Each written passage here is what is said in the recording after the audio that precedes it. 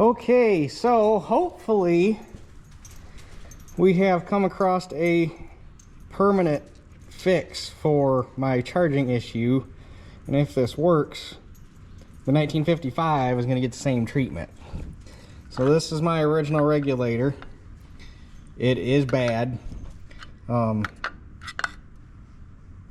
Electric shop tested it, and yeah, he said it's no good. He came up with this guy. Notice this one's riveted shut, and see on the back it doesn't have all the fancy stuff going on. However, they look, I mean, this thing is so faithfully reproduced right down to the correct offset in the mounting tabs for the cover. But this, where this one's a mechanical, this one is all solid state. Hence why you don't need to take the cover off, because there's no adjustment. Never seen one of these before, never knew they exist. I mean, I knew solid state regulators existed, but I never knew that there was a correct replacement for this. And he happened to have this. He said he didn't even remember why he had it. He just happened to have it sitting on the shelf. So for 43 bucks, I ended up with this. With one caveat. See, this one's got just 3 lugs down here, where this one has all 4, and then this 5th one, which the 5th one is just a different location for the 4th one, so we're just going to count that as one. When he first hooked this up on his test bench, he hooked it up the same way it is on the tractor, with these 2 lugs here, and obviously your battery lug, your ground, and the field right here. Couldn't get it to excite, so he had to go do some digging and find the terminal layout for this and what each one did. And basically, I can't remember what he said this one is, but basically if you hook this number 2 terminal up to the resistor terminal, this R terminal on the back of the alternator, he said it takes off, excites, and regulates just like it's supposed to. That is on his test bench though, so just because it worked on the bench doesn't necessarily mean it's going to work on here, but God, I hope it works on here, because if I can run a solid state regulator and not have to worry about a mechanical one anymore, that would make life so much easier. And the nice thing is, since this one is so well, or so faithfully reproduced to the dimensions of this one, if I really wanted to, once we figure out that it works, if I wanted to keep the look, although it looks pretty darn good the way it is, I can grind these rivets off, take this cover off, take my original Delco Remy cover off, take that, put it on there, and then on outward appearance, just looking at the side of the tractor, it's still got a Delco regulator on it, which is kind of neat. But anyhow, this is all in theory until we get everything put back together. So let's go ahead and do that real quick. Oh, and the other thing he did, he put a new front cover, this side right here, and bearing in this, because the original the way it was before, when we got this tractor, it had this alternator mounting bracket was broke. One of the, I can't remember which ear it was, either the front or the back ear was broke, and it let the bolt slop around in this hole, and the hole was all elongated and dang near wore through out here on the end.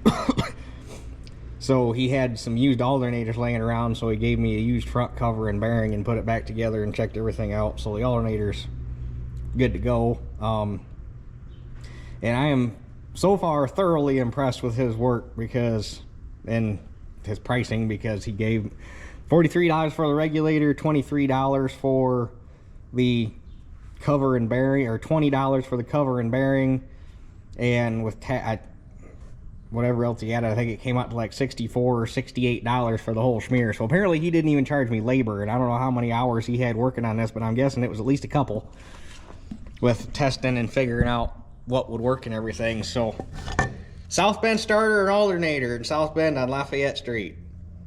So far I'm very impressed with his work. And if this ends up working, even more better. Which I really hope it works. Really, really, really hope it works.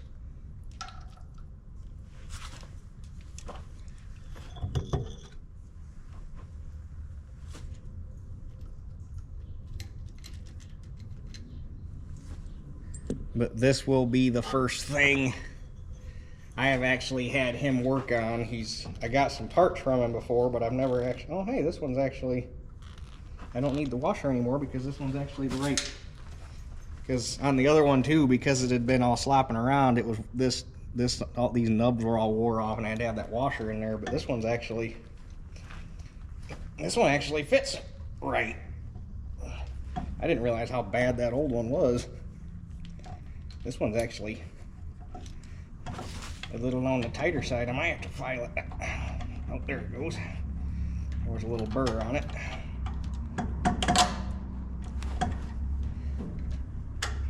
I'm glad I had him do that because I didn't realize that old front cover was wore that bad. Wowzers.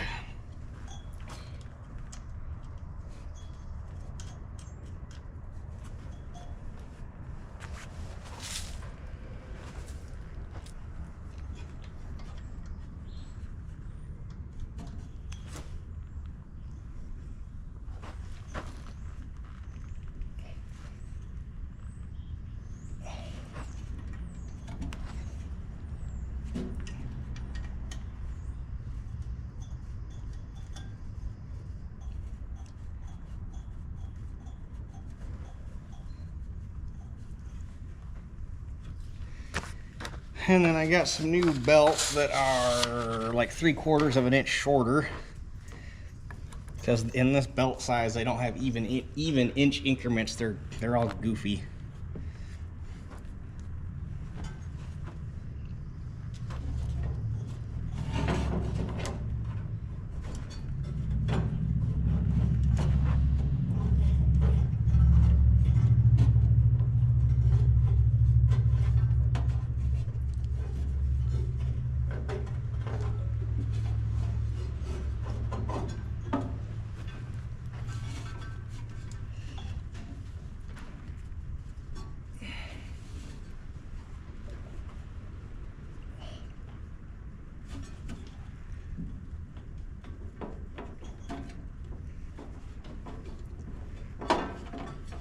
I'll jump over.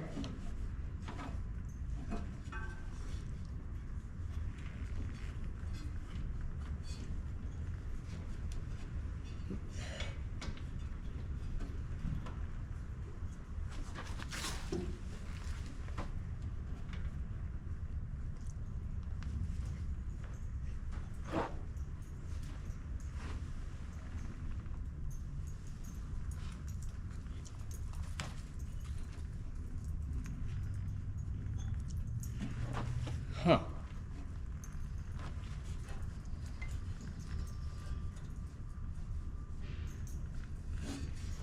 Well, I wonder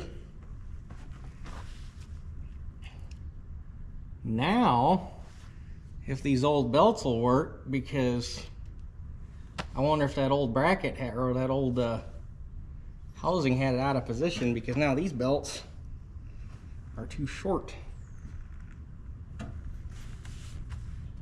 Okay. Okay, hold please. Okay, apparently that new front cover must have repositioned the alternator in a better spot, because the old belts fit better now, and it moved the because before my adjustment I was basically all the way out at the end of the bracket, and now it's moving me in probably a better part of a ½ an inch or so, so I still got some adjustment. But that also means that the next length belt, or next length shorter belt is now too short, so I guess I can take those back. So anyway, now we can mount up the regulator. God, I hope this works. I really just want it to work. It would be really neat if it did.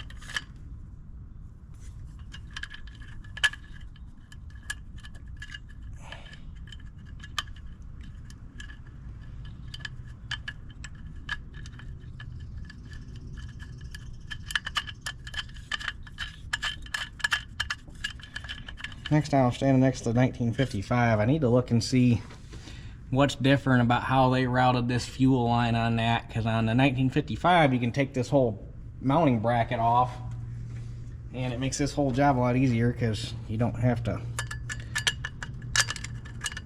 fumble around dropping stuff.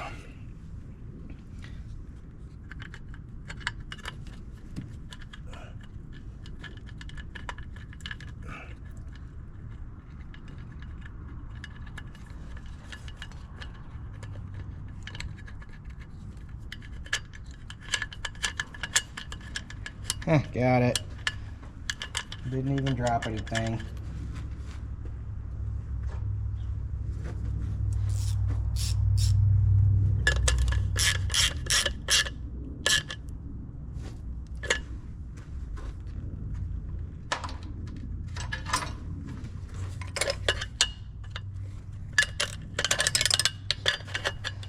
I might need to go grab a stubby wrench.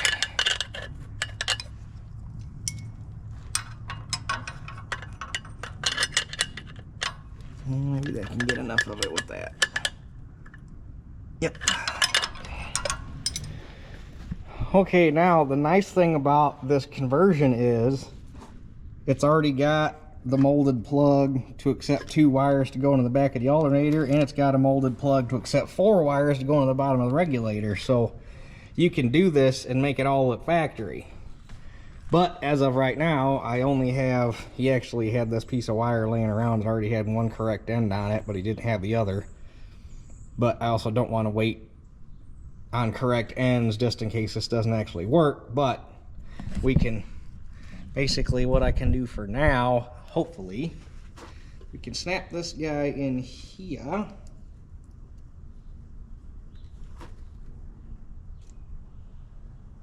If it'll snap in. Should. Oh, it's kind of the wrong style connector. That might make things, I mean, it'll still work. It just, I don't know if I can, because you can see the different shape of the, compared to the end of this one, you see how it's got the 2 bumps, and then that one's just got that spring tab.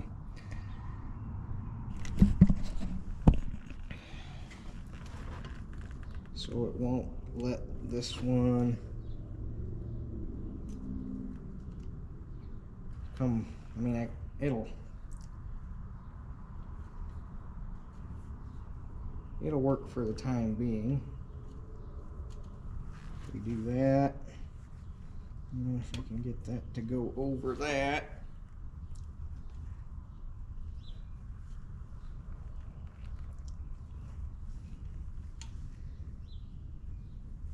And that's at least got us insulated.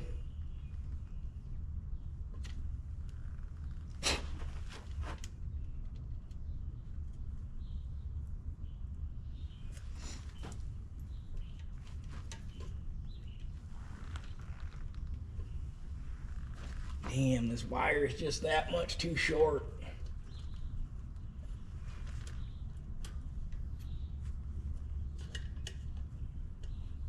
It'll work if we go that way. Which, knowing that, I'm going to remake this wire anyhow, but this will get us, this will at least get us proof of concept.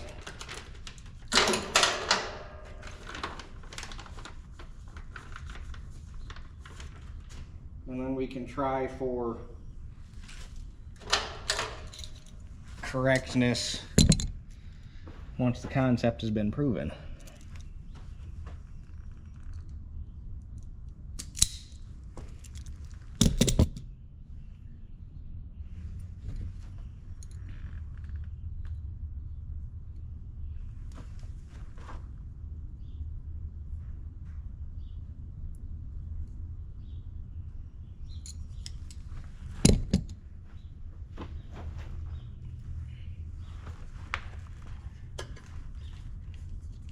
As long as this terminal will slide up in there far enough.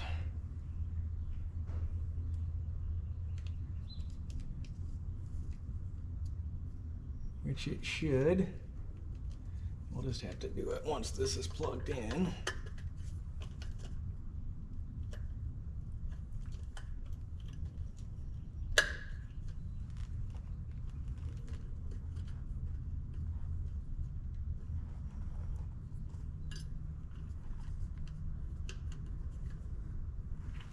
Hopefully.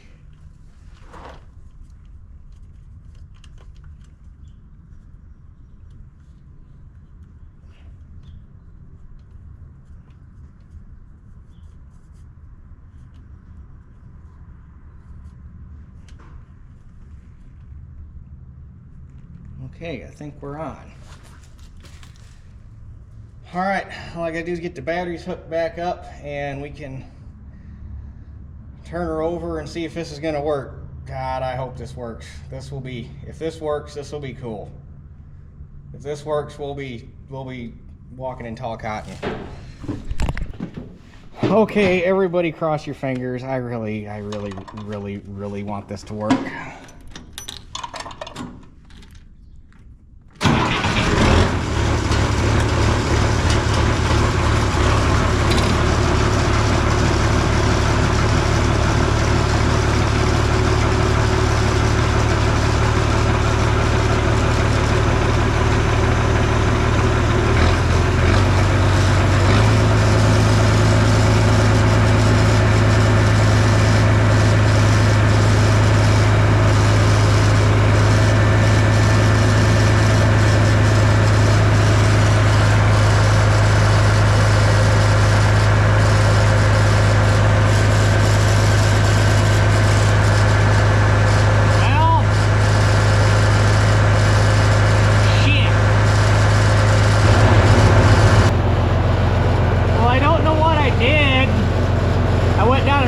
Connections a little bit. Now it's working pretty good. Turn the lights on. Rate of charge doesn't change.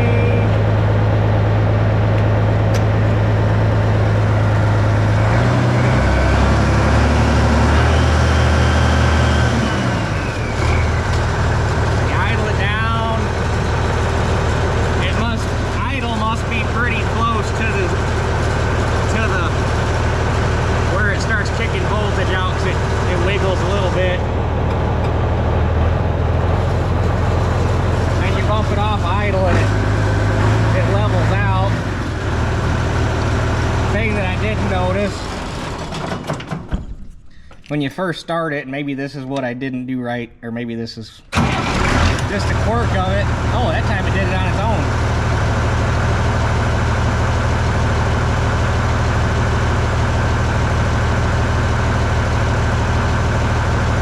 I don't know, it's working.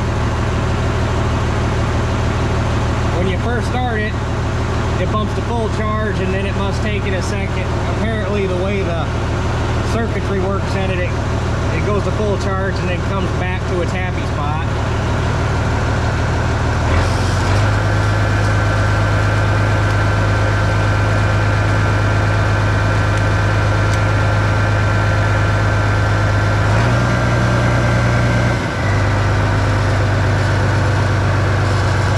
But it must work pretty good because it's charging right there, and when you hit it with a load, it doesn't come back at all like a mechanical regulator would.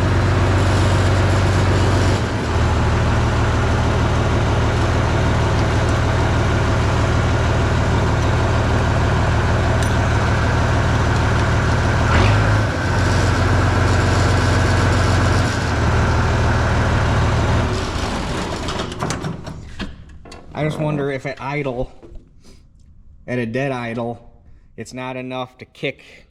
It's not enough juice to kick the circuitry in the regulator, and you bump it real quick and it does its thing, and then it's fine after that. But it's regulating consistently. It's doing what it's supposed to do. I think if we get, and it could be such a thing too as this R terminal on here, since it was never used, it could just be kind of scuzzy. so I can get some terminal cleaner, put some dielectric grease on all that stuff, get my correct ends that'll actually clip into the plug like they're supposed to, and I can put a longer wire on there and actually pull it back with the rest of the wire. And if I didn't tell you, nobody would ever think it wasn't factory, I don't think. So I think we're going to run it and see what happens. And if we'll run it through planting, which that's going to be the biggest test on it, because if I plant at night, you'll be running lights and the monitor and the fold box and the whole 9 yards, which is going to be a fair bit of draw on that regulator. If it survives that, I think we'll call it a success, and the 1955 is going to get the same regulator put on it. But if somebody could tell me what the actual correct name is for that style of connector that snaps in and it's just got the spring tab rather than the folded over like this new style, if you could even still get, I hope you can still get those. Maybe all the new ones are like that, in which case we might have to modify the plugs a little bit to accept them, which I think can be done. But that way I can find them. That makes me, I was really nervous when I first turned it on and nothing happened. Whew. I was nervous. And it could be such a thing too, since this is solid state, it might have to learn. So it might have had to have figured itself. I don't know.